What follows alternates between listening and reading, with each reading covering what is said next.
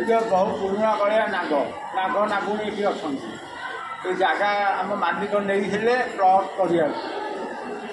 जगह किणिले स्वप्न दोष होगा बुझे तो ये नाग नागुणी अच्छा ये कहले कि मंदिर हम आगे थिला मंदिर समुद्र पानी आसी डोई बुझीपार तो चूना थिला बुझ तो मंदिर मालिक स्वप्न दोष होगा कि ओंकार स्वरूप मंदिर बंद आसिया पड़ो केमी आसिया पड़ो जगह को ये आसवे आप मंदिर को आसवे मंदिर को ये 5 किलोमीटर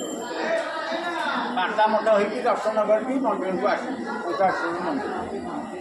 5 किलोमीटर सीधा यहाँ शंखना भी लास्ट शंख जो अच्छी पुरीर